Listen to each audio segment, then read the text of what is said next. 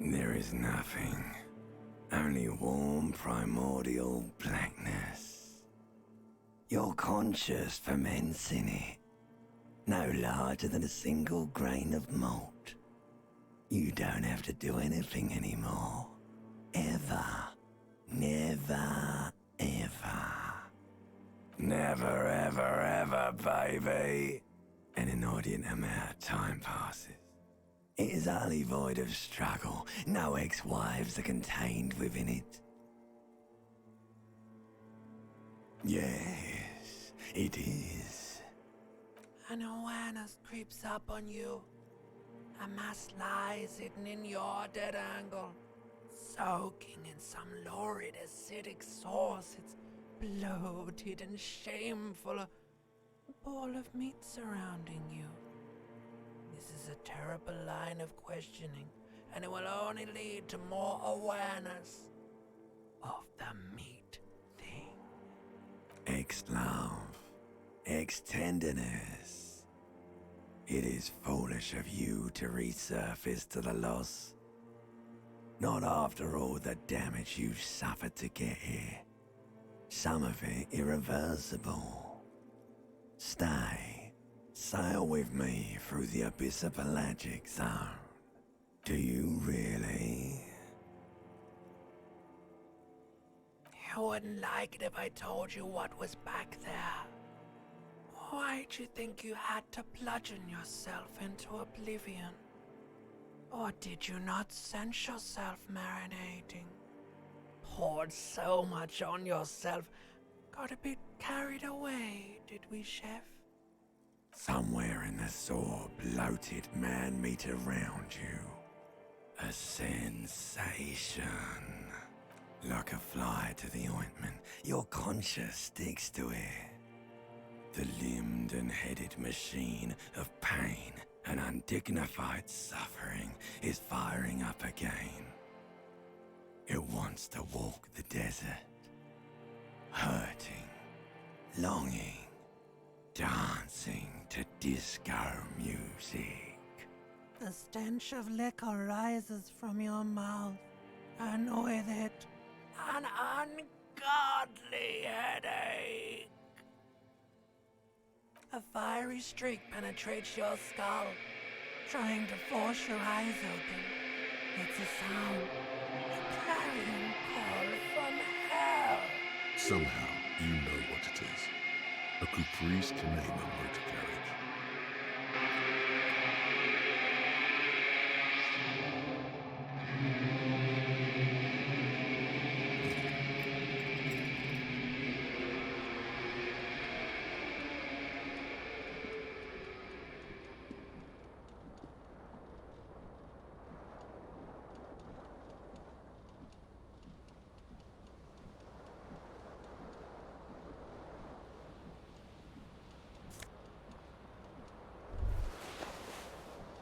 You hear a jingle. Keys are clinking in the pocket of your flare-cut pants. It says, whirling in rags, on the aluminium keyring. There is a single key on the ring. The number 1 is etched on it. It should open the door. The whirling in rags is a hostel cafeteria on the urban coast, frequented by dock workers.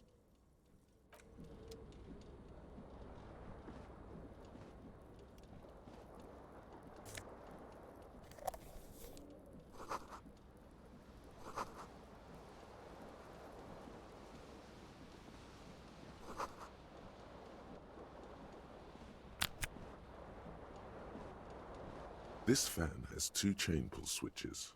One ends in a tiny fan, the other in a light bulb. A truly horrific necktie has somehow attached itself to one of the blades. A terrible mistake. Turn the lights off immediately. You can practically feel the photons burning a hole in your brain. The lights are off. The blades come squeaking to a halt. It should be easier to reach the tie now. You swoop up and catch the tie. Snap! It's released from the blade. What you have in your hand is a truly hideous necktie with 4 or 5 different patterns. The knot reminds you of a noose.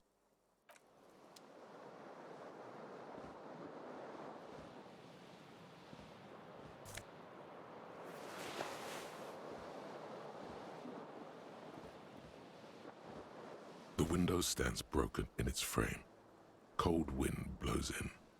The morning light hurts your eyes. It's hazy, but you see the ocean and some war-torn buildings. The shards face outward. Whatever broke this window came from the inside.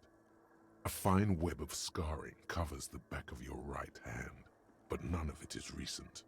More likely a projectile than a held object. There are no fragments on the floor from pulling a tool back in after impact. It is too large for a bullet, yet too small for a piece of furniture. You're looking for something heavy and larger than your fist, like the green shoe that's on the hat rack in the corner, which, coincidentally, is missing its friend. Congratulations, you smashed the window with your own shoe. Now you only have one. If you're lucky, you can still find the other on the balcony outside. The door to it should be outside your room. A cool wind gushes in. Your toes curl up from the cold.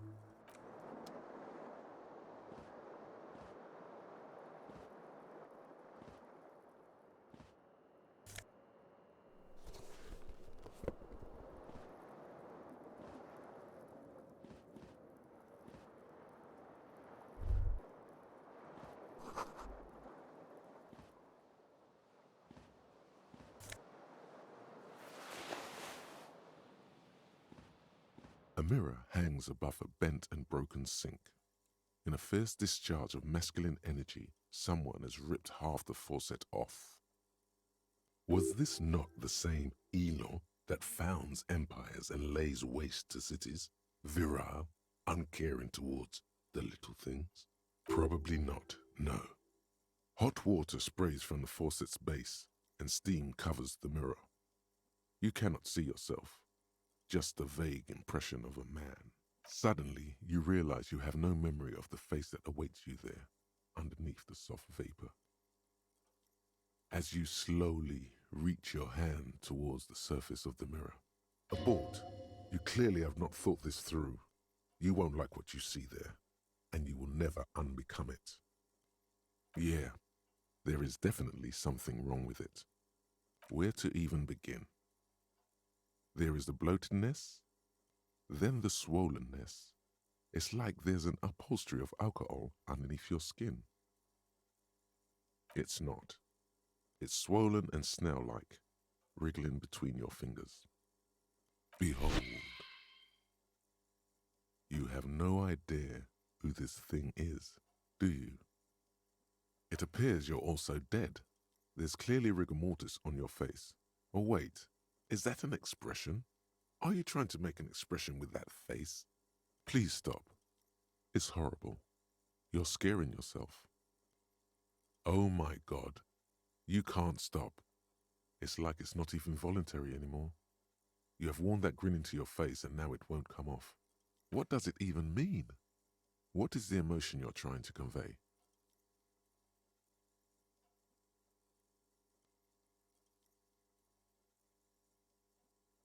You are correct.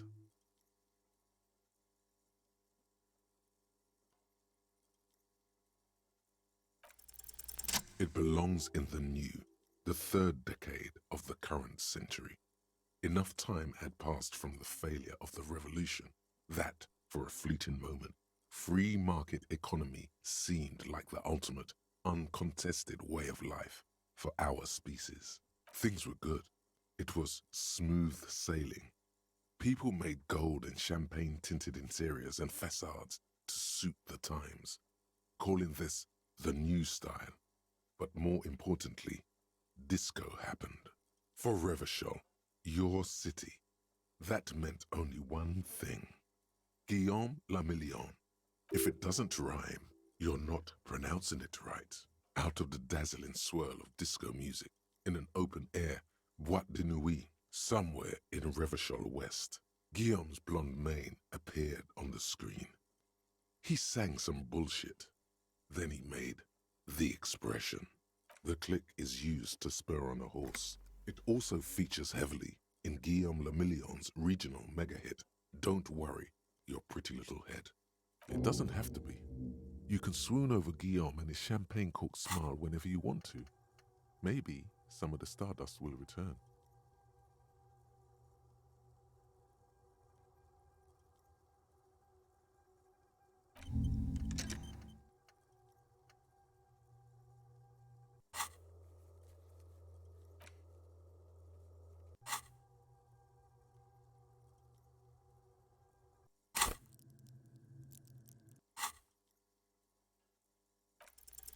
It's too late. Like an image on film, the expression belongs to your primary motor cortex. It would take a minor neurological miracle for you to cease producing it.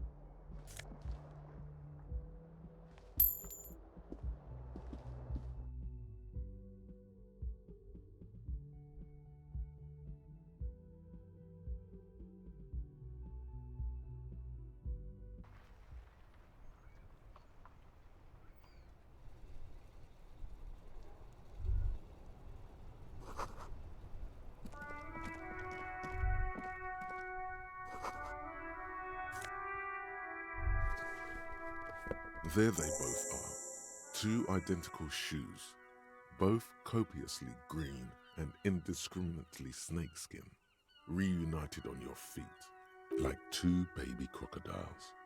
Good, they're balanced, comfy.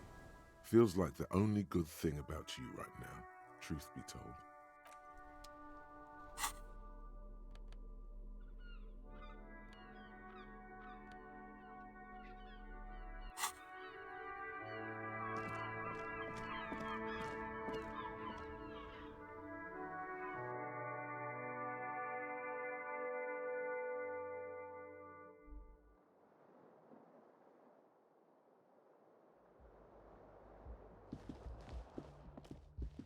Hello, officer. The young woman raises a cigarette to her lips. Her eyes are brown and her face is speckled with birthmarks. She can't be more than 28. A silver jumpsuit falls off her like scale armor, sparkling. This is the sparkle of too many nights out on the city. No.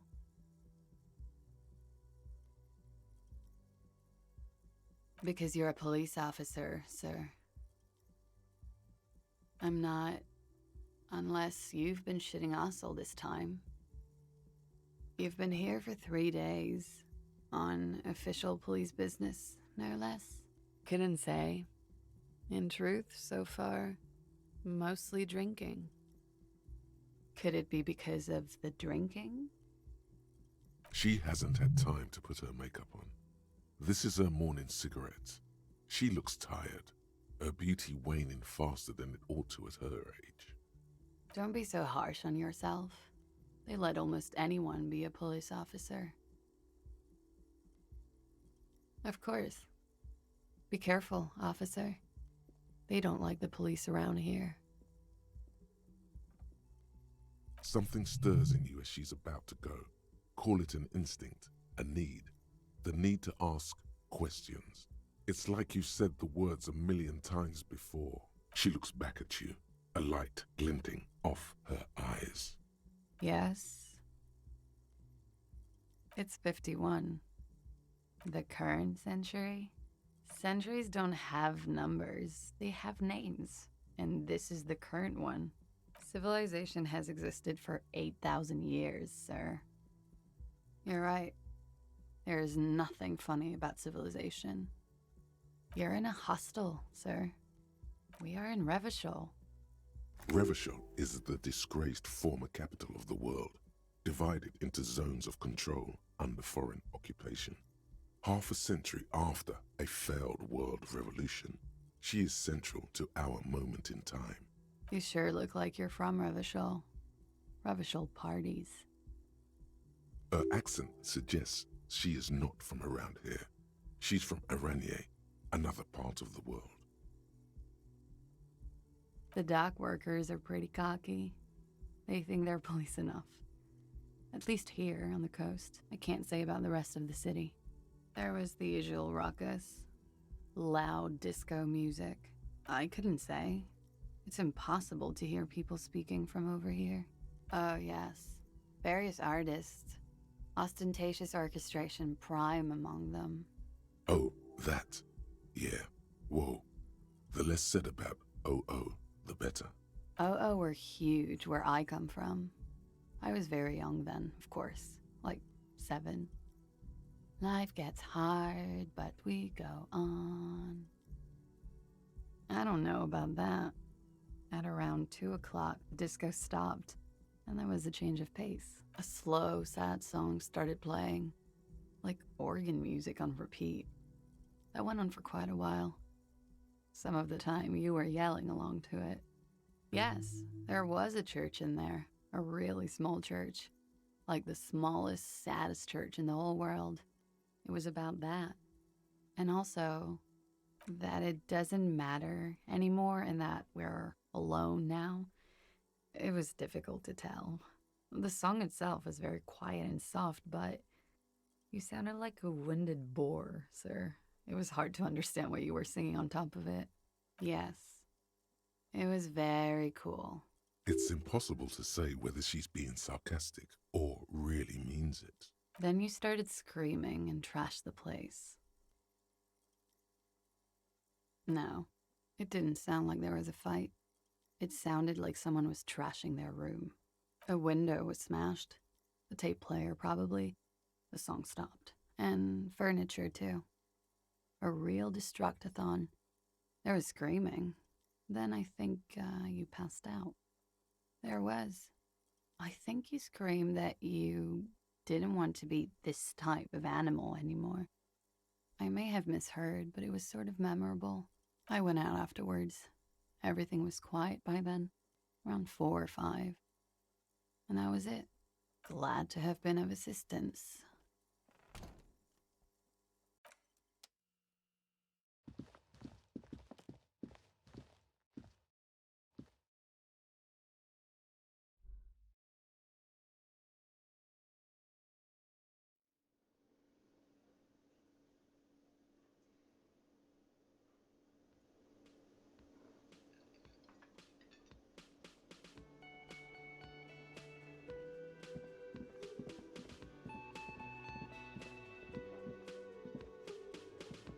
A bespectacled man in an orange bomber jacket is tapping his foot on the floor.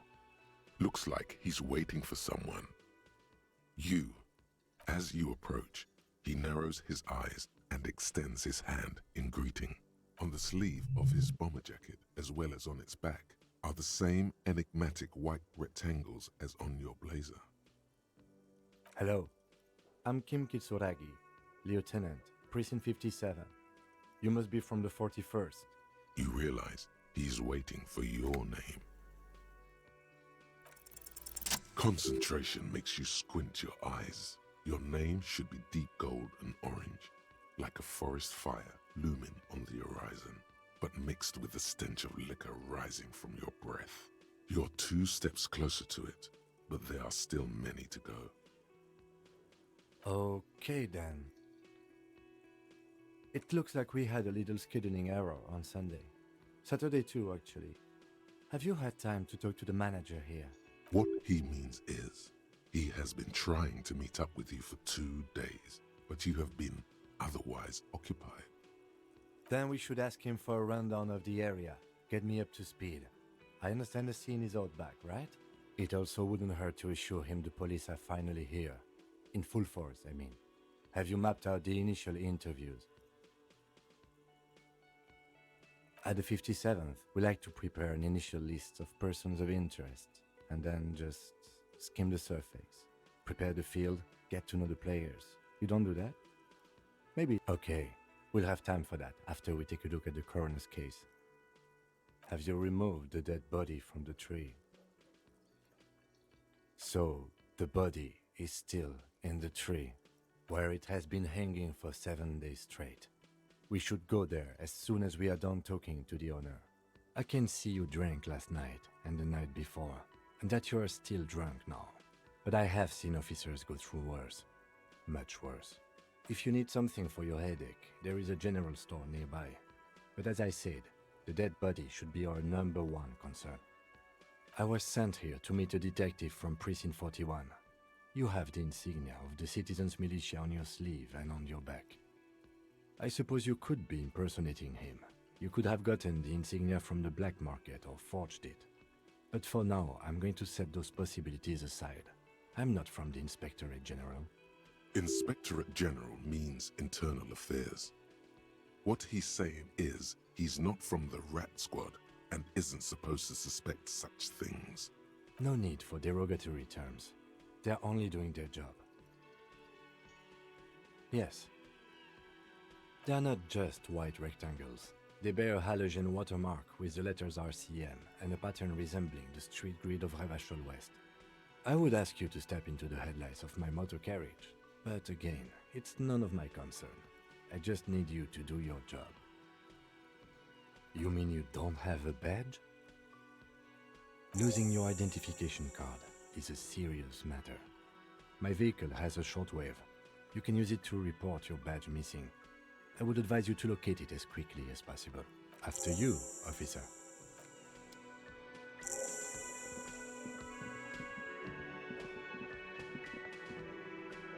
A man in his late 20s with a thin, unimpressive beard notices you approaching. He drops the ledger he was holding and turns to the lieutenant. Mr. Gart, right? You run this place. Yes. I am Kim Kitsuragi from Precinct 57. This is an inter-district investigation, so joining me from Precinct 41... Are you kidding me?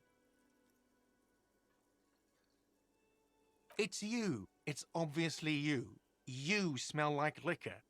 And you're orange. See? Everyone agrees it's your color scheme. We're on the right track with this name thing. Is this what you get when you call the police now? We've been waiting for a week here. Sir, I understand your concern, but we are here to do a job. And for us to do it, I need you to stay calm. Yes, of course. I know it took us a while to arrive at the scene, but it also took you a while to call us. It was you who placed the call, correct? No, I only just got here. It was probably Sylvie who called you. She usually works the bar here. I'm only temporarily taking over her duties. Do you have her number? As a matter of fact, I do. This sounds like something you can use to call this Sylvie later. You said you just got here. From where? Are you a local? What, of Martinez? No, I live in Jamrock. I only... But you still know your way around, yes? In case... Yes, I know where some things are, but as I said, I don't live here. I just used to work here. And I'm not going to start working here again, if that's what you think. I didn't imply that. Detective. He probably means this is where you step in and ask your questions. His face expresses profound doubt in your having this. Ask him about the body's location before asking if he killed him. People give up information in the more innocuous questions, which you can later use in the more sinister ones, not vice versa. Behind this building, there's a courtyard. They hoisted him up on a tree there. That's easy. See that door there? First you exit through that. Then, to your right, you should see a big hole in the fence. A really big one. You can get to the courtyard through there. No need for the keys. The hole is big enough for the Franco-Nigerian cavalry to fit through.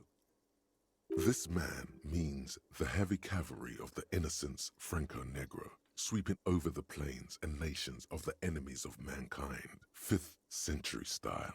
Unified currency and the concept of cool came in their wake. They wore lamella and carried guns. But first and foremost, Franco-Nigerian heavy cavalry was really, really wide. That hole in the fence must be enormous. No, I'm not the bartender. I'm the cafeteria manager. I have 3 cafeterias I manage. 3. Get over it. She went away because none of your business. Have they not been telling you you're a cop? Okay, you got me. She went away because of the dead body out back. And because I asked for her number. That's why Sylvie went away. I hope you appreciate that. Thank you. Is it? Because I thought you were supposed to be investigating the lynching, not my employer conduct. Good for you. Was there something else? I'd like to get back to what I was doing. I don't know who killed him. I'm not the police. That's your job. This is it. He said they hoisted him up on a tree. Who is this they? Oh, people are saying it was the union dock workers, that it was a lynching. The locals, the customers, the people who eat here, a lot of dock workers eat here. Sylvie told me everyone knows the dock workers did it. Did the debarders themselves tell her this, or is it a rumor? I don't really know. You'll have to ask her. I would suppose it's because they have nothing better to do. You mean the strike? Yes, the strike. The man they hanged was a security guard for the harbour company, I hear. A mercenary. The unionistas probably thought they'd send a message. What are you, crazy? Of course I didn't kill him. The lieutenant turns the page in the little notebook he's been scribbling in. Let's go. Not so fast. You owe me 130 real. Oh, excuse me. You owe me 130 real. The IIR, or Inter-Isolary Real, is the global reserve currency. Whatever part of the world you're in right now, it's safe to assume he means you owe him some money. Wow, you're a genius. Yes, that's right, money. You owe this establishment 130 real. Let's see. 3 nights at a tariff of 20 real comes to 60 real. Then there's the window you annihilated. The hole in the window was the first thing I saw when I came to work. So don't try to tell me you didn't. That will be 40 real in damages. Another thing you've annihilated is half the bar. You've run a tab of 30 real. Actually more, but we'll round it down to 30 for your hard work maintaining the stability and order of Revachol. That's 60 plus 40 plus 30 equals 130 real. And yes, real is still money. What are you, a philosopher? Money is what grown-up people use to pay for things. Things like this hostel room or 8 bottles of potent blend and 9 packs of Royal Extra. We use it for everything, really. Are you serious? From your work? I don't know. You can take bribes, I guess. I'm sorry.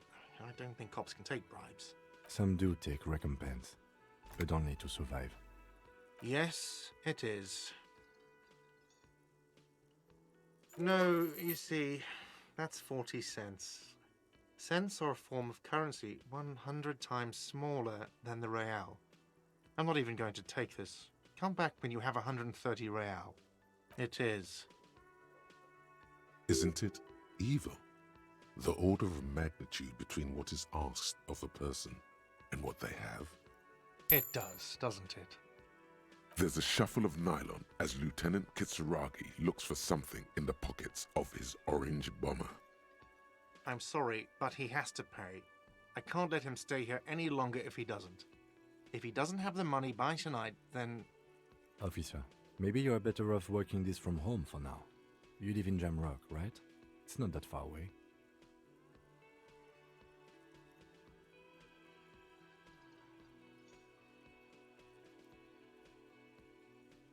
Officer, you really need to take this up with your station. I have a shortwave radio in my car. Call them, ask for assistance. We have to get this investigation started now. Good luck.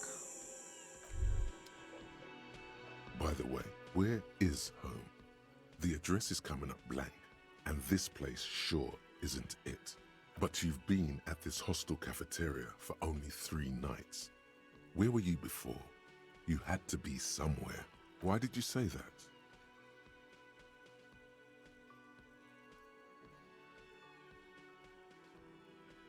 No. But isn't that an expression, not a place? A saying. Up on Marvel Hill, a great high place, one that is impossible to climb back to. That doesn't sound like somewhere you can stay if you run out of money. Entertain the thought when you get the time. Maybe being a hobo and a cop has its advantages.